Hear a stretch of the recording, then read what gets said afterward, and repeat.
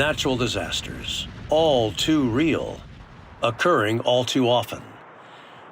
Getting medical aid and services to those who need it the most as soon as possible is always the goal.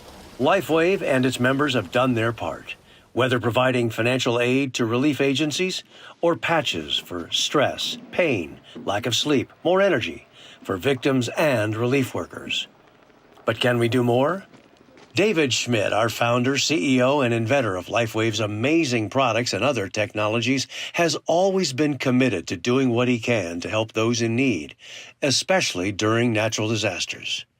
You know, you think about the humanitarian efforts we've done over the last 10, 12, 15 years, really since you started LifeWave. You've always had a heart for whether it's called giving back or helping others or whatever, no matter the country, no matter the situation, these natural disasters that occur. Give us a sense of how you would characterize what LifeWave's done over these last 15, 18 years.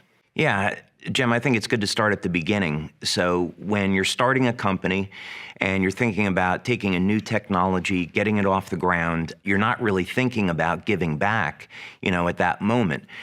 You're focused on setting up your research studies, proving out what you have, setting up the manufacturing, looking at how to market, and you get really caught up in that and driving the market. And then all of a sudden, you find yourself in the position that we were in. Our first month of sales in business, we did $500,000 in sales. And our first year, we did $17 million in sales. So that was an extraordinary success out of the gate. And then what happened at the beginning of all of this is that we did a conference in Las Vegas. And it was a hugely successful conference. We had almost 2,000 people there for our very first one.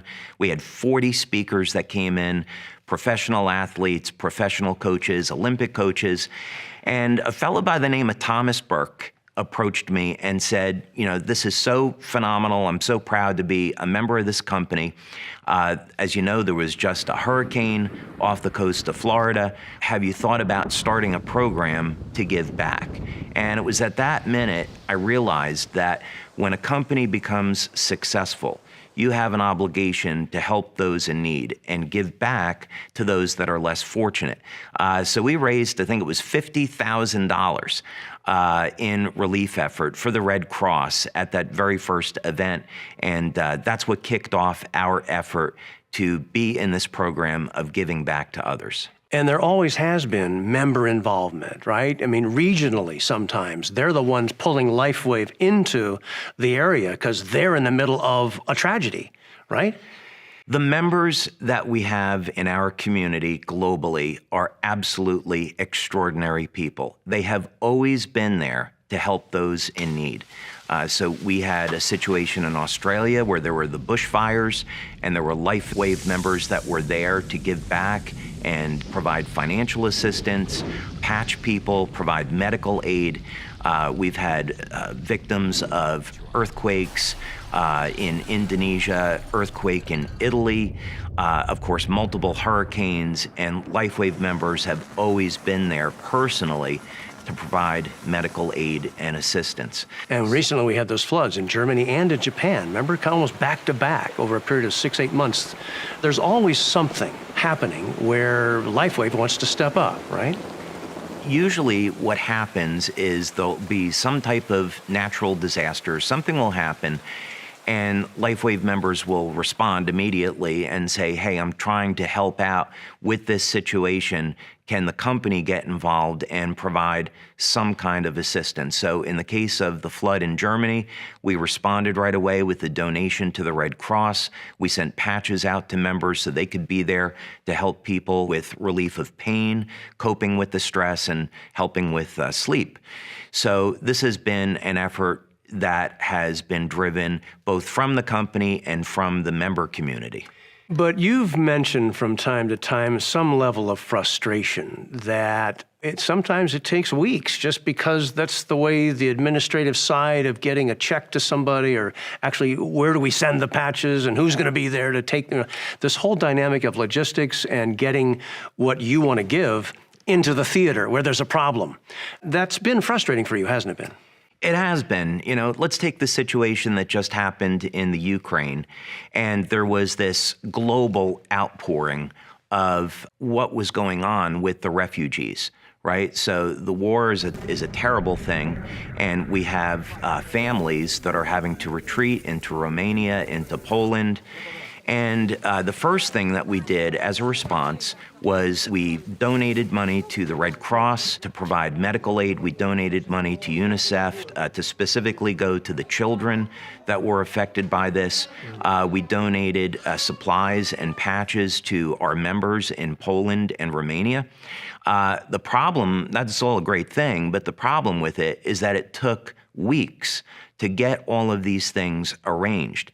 And so the frustrating part for me is that these are people that need help now, not in a couple of weeks, they need help now.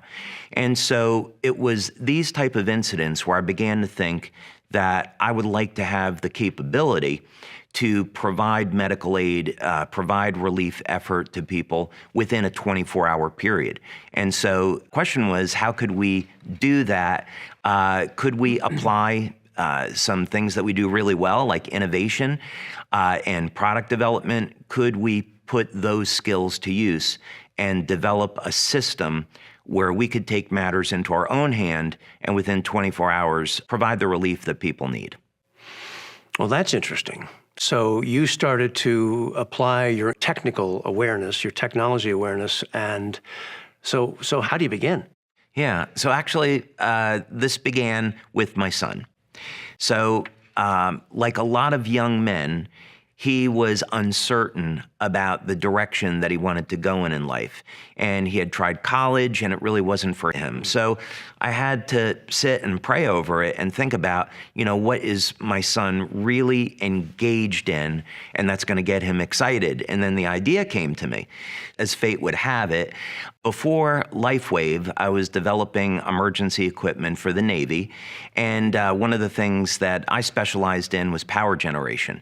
So I was developing new batteries, new fuel cells, and in particular, a new type of turbine engine that didn't have blades, that worked with a novel combustion system and could provide power in an emergency on a submarine. So this was something that myself and my team were doing back in the 90s. So I approached my son and said, Matt, I have this idea of a project that you and I could work on together, and here's what would be involved. And he immediately got excited about it. And he decided to drop everything else that he was doing. And he moved back to Florida, where I am now. And he came to work for me, and we got started on this project. And it started as something that we were going to do as father-son. But then as we began to innovate and develop, it became really obvious to me that we were doing something cutting edge. This was going to be much, much bigger than a simple, project or hobby, and that we could help an enormous number of people if we applied what we were learning and doing to this project. So it started out pretty humble and simple, and it developed into something which I think today is incredibly extraordinary.